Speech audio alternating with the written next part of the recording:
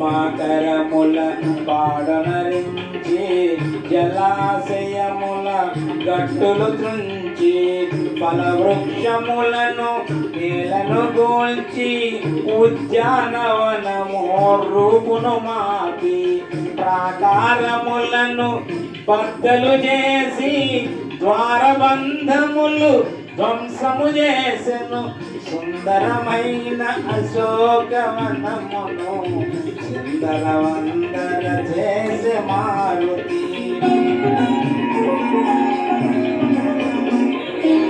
మృగ సమూహములు భీతిల్లినవై తత్తరపాటుగా పరుగులు తీయగా పక్షుల గుంపులు చల్లా చెదరై దీనారవములా ఎగిరిపోవగా సీతయున్న సింసిపాదరోవిన వనమంతయు వినాశము కాగా సుందరమైన అశోకవనమును సుందరవందర చేసే మారుతి. వనమున రేగిన కనులకు అదిరి లంకావాసులు నిద్రలేచిరి. కావలియున్న రాక్షస వనితలు రావణు చేరి విన్నవించిరి.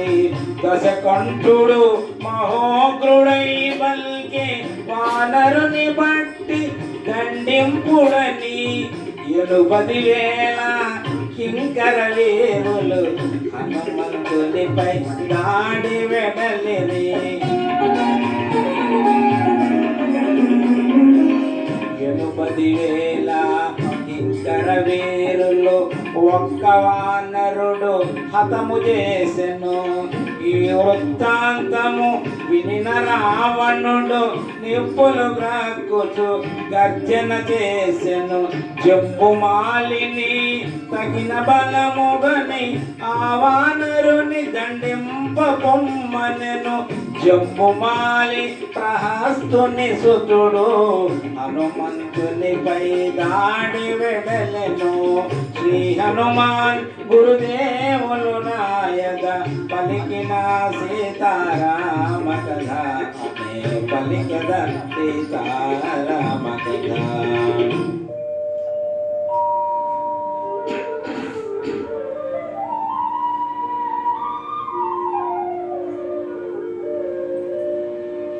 జంబుమాలిని సర్వసైన్యమును ఒక్క వానరుడు కడగించెను.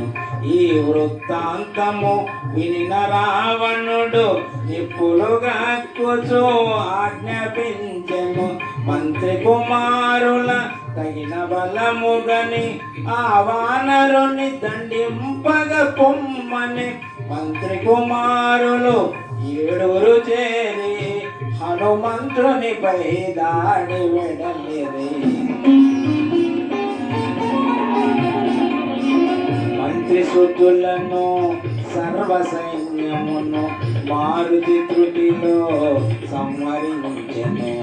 ఎటు చూసినను మృతదేహములు, ఎటు పోయినను రక్తపుటేరులు. ఈ వృత్తాంతము వినిన రావణుడు కొంత తడవు యోచించి పల్కెను. సేనాపతులను తగిన బలముగని ఆ వానరుని దండింపబొమ్మనెను. సేనాపతులను సర్వసైన్యమును పవన కుమారుడు నిర్మూలించెను. ఈ వృత్తాంతము వినిన రావణుడు నిశ్చేష్టితుడై పర్యవేక్షించెను. తండ్రి చూపులు తనపై సోకగా అక్షకుమారుడు దిటువుగా నిలువగా రావణుండు పల్కి కుమారుని గని ఆ వానరుని దండింపొమ్మనని శ్రీ హనుమాన్ గురుదేవులు నాయక పలికిన సీతారామ కథ నే పలికద సీతారామ కథ.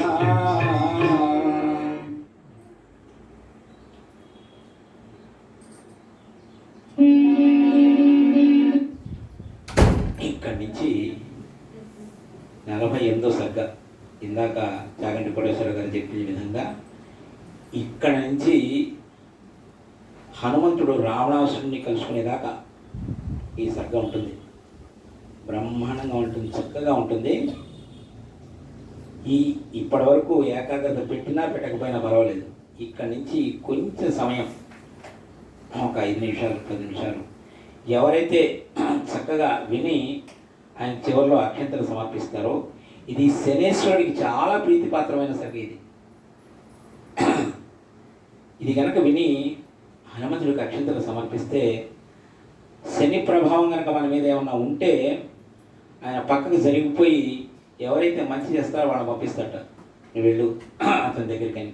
కాబట్టి ఇంత బ్రహ్మాండమైన సర్గ, ఇంత శక్తివంతమైంది. చక్కగా అందరం చక్కగా ఆలకించేసి ఆయన ఆశీస్సుల్ని తీసుకుందాం. అమ్మ వీడియో తీసుకోవాలంటే తీసుకోవచ్చు, ఇబ్బంది లేదు.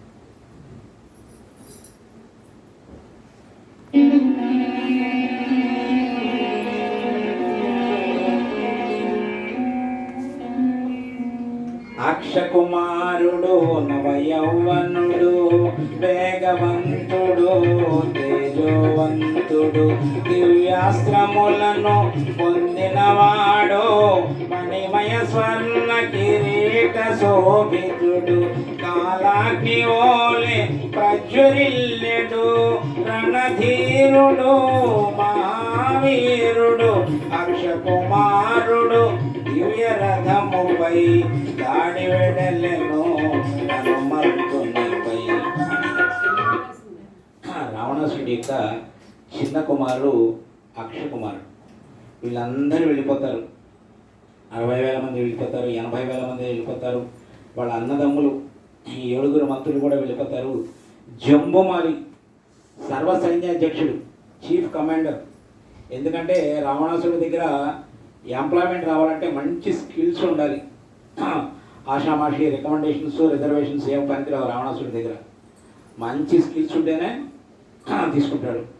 అంత బ్రహ్మాండంగా వాళ్ళందరూ వెళ్ళిపోతారు. చివరికి రావణాసురుడి చిన్న కుమారుడు అక్షకుమారుడు వంతొస్తుంది. అక్షకుమారుడు 4.5 అడుగులే ఉంటాడు, తెల్లగా ఉంటాడు, పాలు గారిపోతూ ఉంటాడు. అక్షకుమారుడు చాలా బాగుంటాడు. అక్షకుమారుడు కూడా సామాన్యం కాదు, బ్రహ్మాండమైన విలువిద్యలో మహానేర్పరి అక్షకుమారుడు.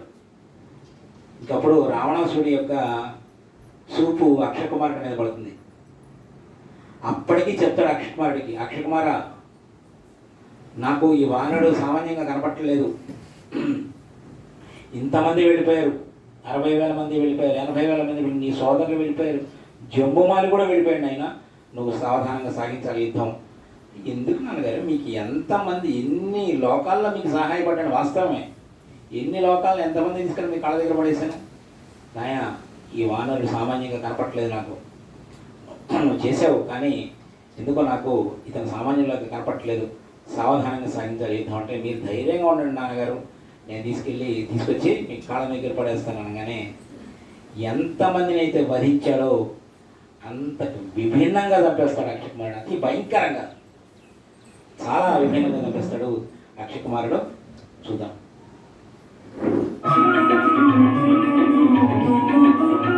మూడు శరములతో మారుతి శిరమును, 10 శరములతో మారుతి ఊరమును, అక్షకుమారుడు బలముగా నాటెను, రక్తము చిందగా గాయపరచెను, ఉదయ భాస్కర సమాన తేజమున మారుతి ఎగసే గగన మార్గమున, ఇరువురి నడుమ భీకరమైన పోరు చెల్లరేగే ఆకాశమున.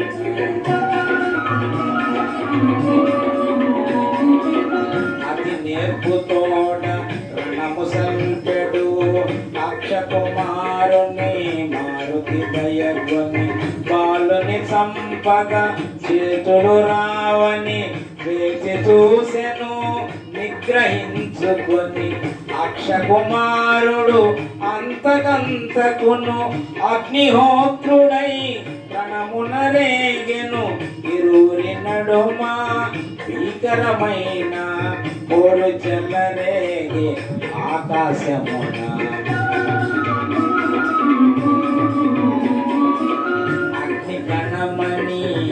జాలి కూడదని రఘులకమునుపే ఆర్పుట మేలని సింహనాదమును మారుతి చేసెను అరచేత చరచి హయముల చంపెను రథమును బట్టి విరిచివేసెను అక్షుని త్రుంచి విసరివేసెను అక్షుని మొండెము అతి ఘోరముగా నేలపై పడెను రక్తపు మూటగా అక్షకుమారుని మరణ వార్త విని లంకేశ్వరుడు దుఃఖించెను మెల్లగా తేరి క్రోధము బోని తన కుమారుని ఇంద్రజిత్తుగని ఆ వానరుడు సమాన్యుడు గాడని వానిని వేగ బంధించి తెమ్మని రావణాసురుడు ఇంద్రజిత్తును హనుమంతునిపై దాడి పంపెను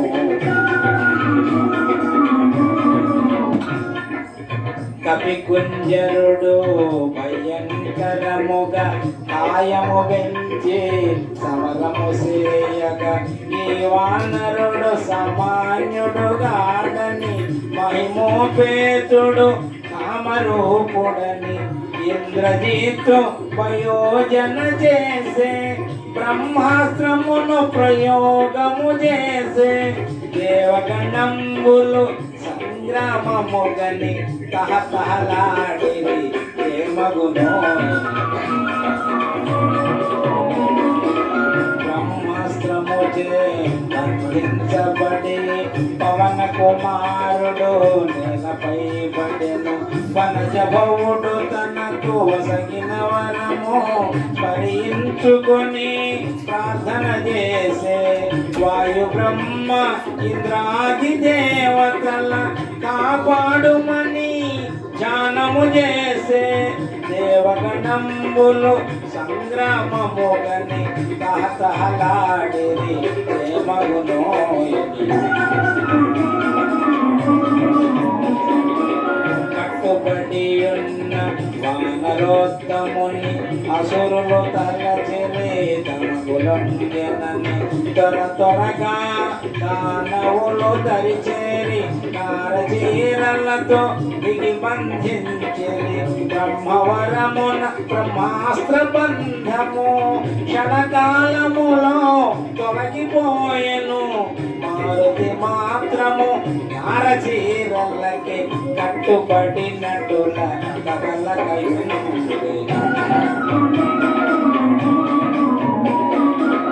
వానరోత్తముని భూషణలాడుచు రావణు కడకు యూచుకుపోవక ఈ వానరుని వధించి వేయుడని మన ఎడ ద్రోహము చేసినాడని రక్తనేత్రముల నిప్పులు రాలగా లంకేశ్వరుడు గర్జన చేయగా రావణు తమ్ముడు విభీషణుడు దూతను చంపుట తగదని తెలియను శ్రీ హనుమాను గురుదేవులు నాయక పలికిన సీతారామ పలికదా